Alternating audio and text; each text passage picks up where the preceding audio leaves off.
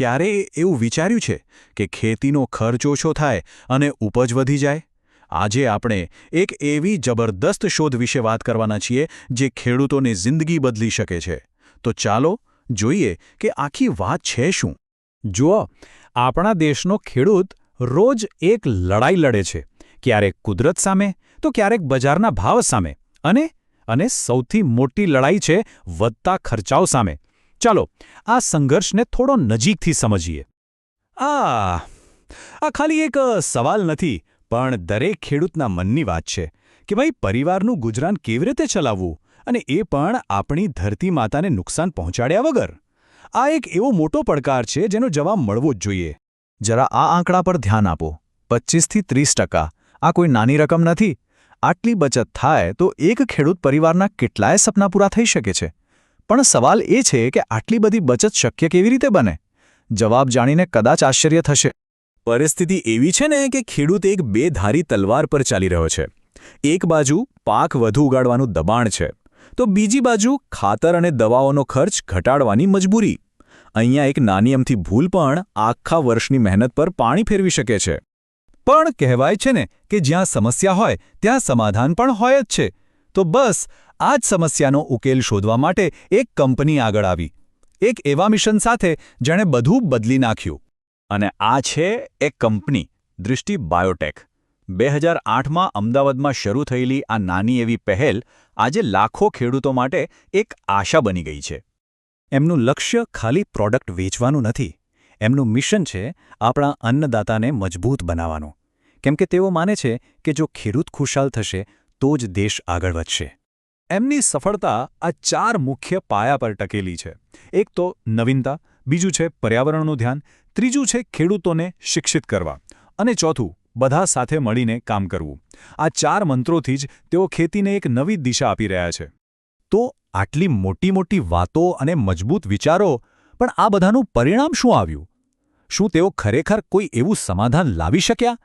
ચાલો હવે જોઈએ એ જાદુઈ પ્રોડક્ટ જેણે ખરેખર કમાલ કરી દીધી. અને આ છે એ ચમત્કાર, બાયોમેજિક પ્લસ. એનું નામ જ એની ઓળખાણ છે. એક જ બોટલમાં ખેતીની લગભગ બધી સમસ્યાઓનો ઉકેલ. એની ટેગલાઇન છે ઉત્પાદન એક, લાભ અનેક. અને આ ખાલી કહેવાની વાત નથી, આ એક વચન છે. હવે જરા વિચારો, ખેડૂતને ખાતર માટે, જંતુનાશક માટે કે પછી ફૂગનાશક માટે અલગ અલગ જગ્યાએ ધક્કા ખાવાની જરૂર જ નથી. એક જ પ્રોડક્ટ, બાયોમેજિક પ્લસ, આ બધાનું કામ એકસાથે કરી લે છે. આનાથી સમય, પૈસા અને મહેનત ત્રણેયની બચત થાય છે. આ તફાવત જુઓ, બધું સમજાઈ જશે.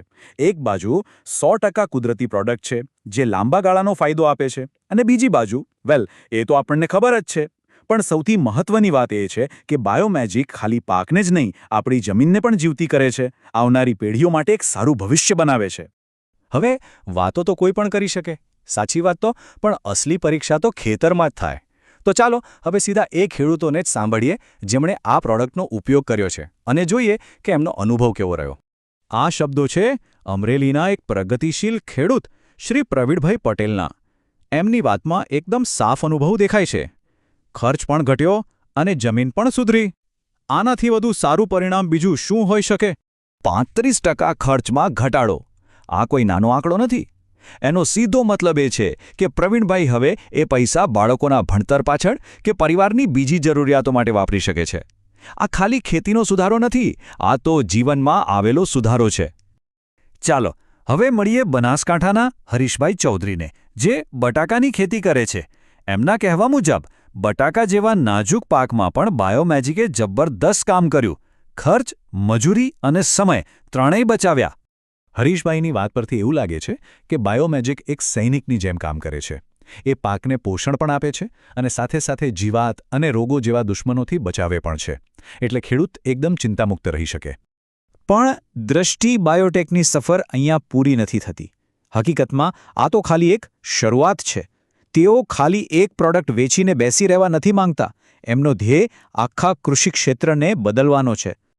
આ બધા પ્રોજેક્ટ્સ દ્વારા તેઓ ખેડૂતોને ખાલી ગ્રાહક નહીં, પણ પોતાના પાર્ટનર બનાવી રહ્યા છે. તેમને આત્મનિર્ભર બનાવી રહ્યા છે, જેથી ખેડૂતને કોઈના પર આધાર રાખવો ન પડે. આને કહેવાય સાચું સશક્તિકરણ.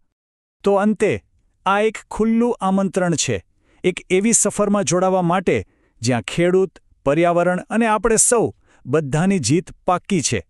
ચાલો સાથે મળીને એક એવી હરિયાળી ક્રાંતિ લાવીએ જે ખેતરોથી શરૂ થઈને દરેકના ઘર સુધી પહોંચે. તો અસલી સવાલ એ નથી કે દૃષ્ટિ બાયોટેક શું કરી રહ્યું છે. અસલી સવાલ એ છે કે શું આપણે સૌ આ ક્રાંતિનો ભાગ બનવા માટે તૈયાર છીએ? શું આપણે આપણા અન્નદાતાને એમનો હક અપાવવા માટે તૈયાર છીએ? આનો જવાબ આપણે બધાએ સાથે મળીને શોધવાનો છે. જરા વિચારજો.